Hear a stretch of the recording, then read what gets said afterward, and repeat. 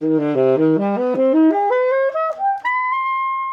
better stop before the neighbors knock on the door. For intermediate and advanced saxophone players, overtone exercises are absolutely critical for tone development and for accessing the altissimo register. That is, notes above high F. If you can't already play from the low register all the way up through the palm keys with a good sound and in tune, check out my long tone video here and spend some time with that before diving into overtone work. But if you're ready, let's go. I've taught dozens of students to play into the altissimo register with good technique. If you're interested in pursuing private online lessons with me, check the link in the description. Most people have accidentally played a high note when they were trying to play a low note at some point, like this. And we hear that as a mistake or a squeak, but it's actually an overtone. So that can be a good way to get started. So try playing this D with the octave key. It'll be this note if you're playing alto. Then try taking the octave key away and staying on that note. You can try changing from an open ah voicing to something more like oo or e in the front of the mouth, making this chamber in here smaller.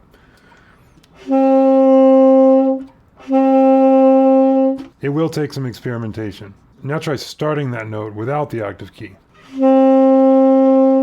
If it comes out low,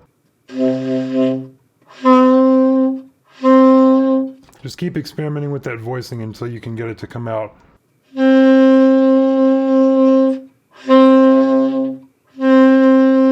whether or not you're using the octave key. If it's working, that's great. That means you're voicing for the overtone. What the octave key does is basically disrupt the airstream in a way that prevents the fundamental from coming out and forces the overtone out. But we don't really need it. It's just there for purity of sound and ease of playing. Once you're comfortable doing this one octave back and forth without the octave key,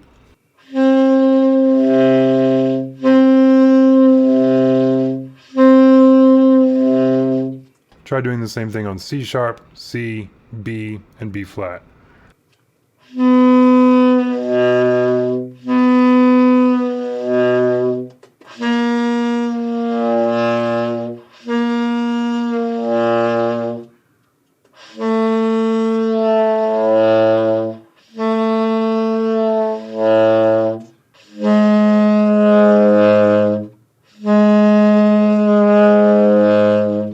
It'll probably take several weeks of consistent daily practice on overtones, even if it's just 2-3 minutes, until this feels really comfortable. This will work on alto, tenor, soprano, bari, doesn't matter, they all work the same way. The classic indispensable book for really getting into overtones is Sigurd Rascher's Top Tones for Saxophone. You can buy it from any sheet music site.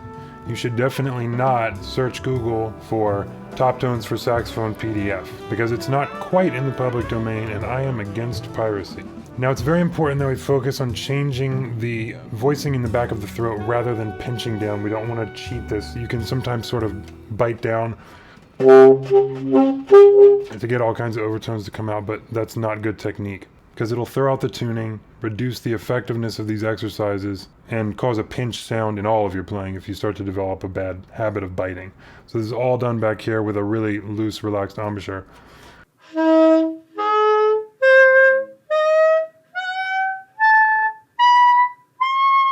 If you're interested in continuing to improve your playing, please consider liking, leaving a comment, and subscribing. It helps the channel grow and you get more saxophone, jazz improvisation, and composition advice all for free. First several weeks of overtone study should be all focused on developing extremely good control over the first two overtones. The octave and the octave and a fifth are a 12th above the fundamental.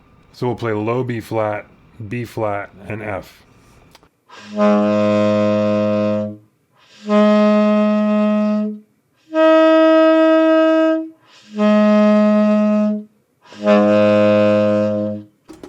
Same for B, B, F sharp.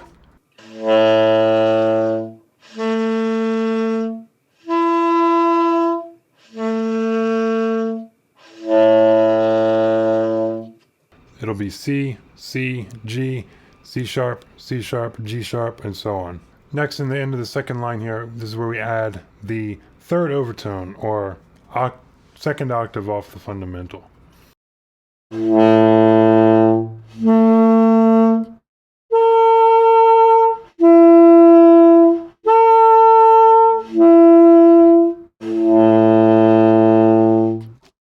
And finally, we see we have the fundamental alternating with each overtone in turn.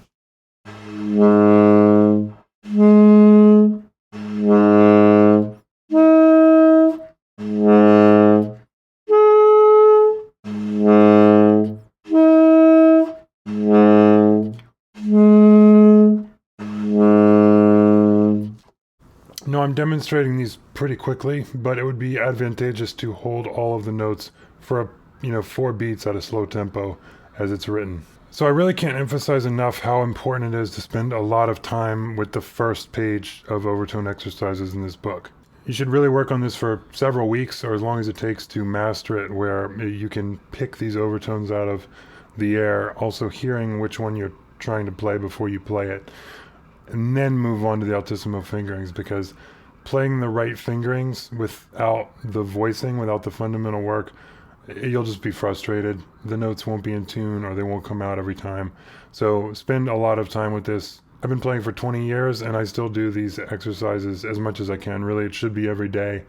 You can hear they're a little shaky right now, so this is my reminder to get back on top of these myself. And before the fingering chart in the book, Sigurd Rascher actually wrote, "I'm reminded of a frequent complaint.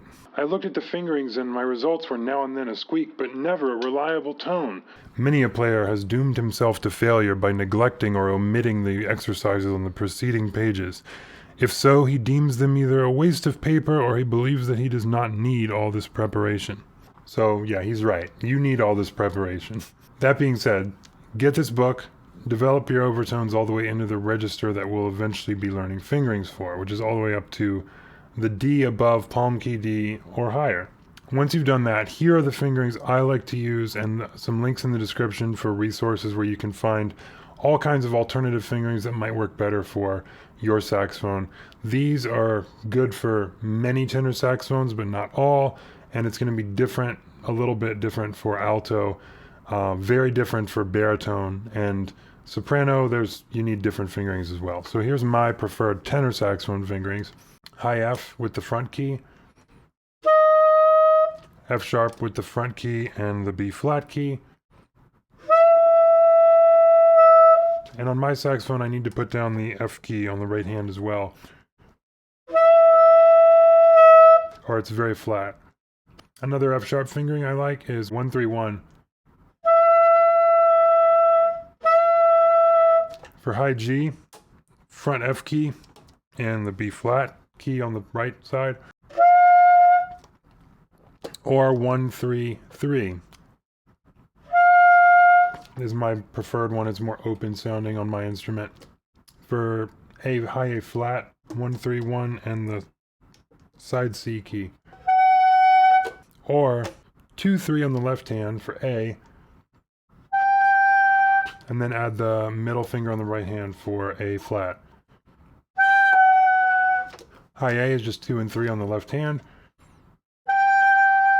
B flat is 3 on the left hand and side C. B natural is add the D palm key to that. For high C, I use 3 on the left hand, side key C, D and E flat palm keys. For C sharp, add to that high E on the right hand.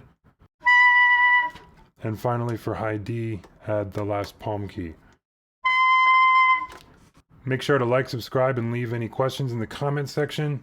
Good luck.